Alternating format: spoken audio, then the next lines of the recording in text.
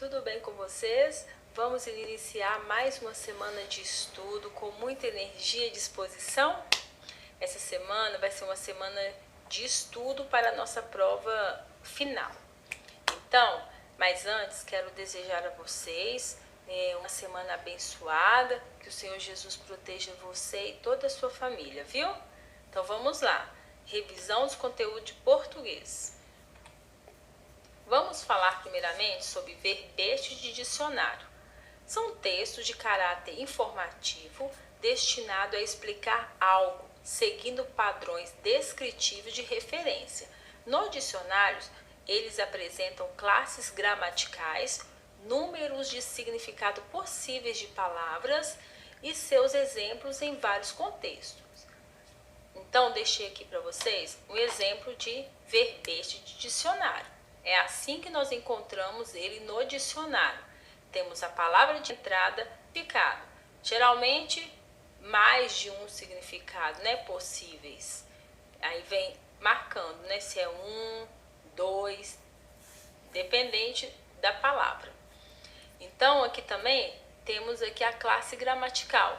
Adjetivo, eu posso qualificar alguém com este nome. A palavra que vem destacada, que chama a palavra de entrada, né? E também essa parte do significado é o corpo do verbete. Agora nós vamos falar sobre verbete de enciclopédia. Nas enciclopédias, eles podem conter informações variadas e importantes sobre algum assunto ou personalidade. Eles pertencem ao grupo expositivo, que no caso explicativo, de algum tema de forma objetiva, científica, neutra, que no caso é sem mostrar opiniões pessoais. Deixei um exemplo, né, de um verbete de enciclopédia. Aqui também a palavra, né, em destaque, chama a palavra de entrada, e aqui o corpo do verbete.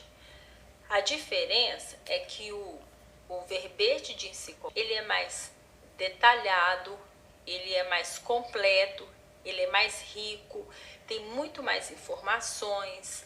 Então, ele é bem mais completo do que o verbete de dicionário. Agora, nós vamos para o uso dos porquês.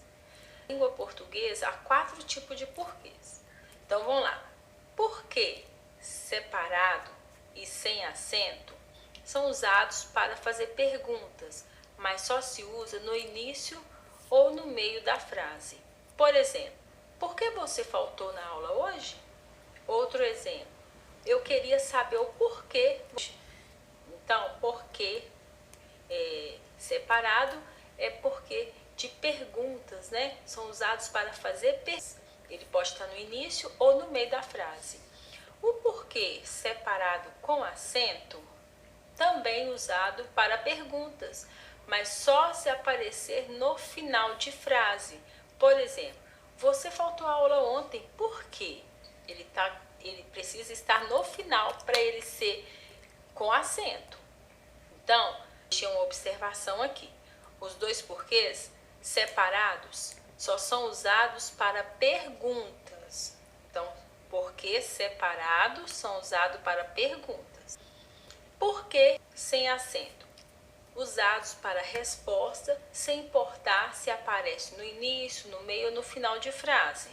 Por exemplo, faltei porque estava doente. Então, esse porquê junto, sem acento, está respondendo uma pergunta, né? É usado para resposta. Agora, o porquê junto com acento equivale a motivo, ou seja, se der para trocar o porquê pela palavra motivo, então teremos um porquê junto com acento. Esse porquê virá sempre acompanhado de um artigo ou um. Exemplo, gostaria de saber o porquê de sua falta. Ou também, gostaria de saber o motivo de sua falta. Eu posso colocar a palavra motivo, então esse porquê é junto com acento. Outro exemplo, me dê um porquê dessa atitude, ou me dê um motivo dessa atitude também é porque junto com acento. Agora vamos para o uso do G e do J. Palavras com J. São escritas com J as palavras a partir de outras que terminam com a sílaba já. Por exemplo, laranja é uma palavra já conhecida na língua portuguesa, né? Então, a palavra que vem dela, que é a derivada, ela também é escrita com J. Por exemplo, laranja, laranjeira, franjinha, lisonjeiro. Então, se a palavra primitiva é escrita com J, as derivadas dela também será com J. Escrevemos com J as palavras derivadas dos verbos terminados em jar.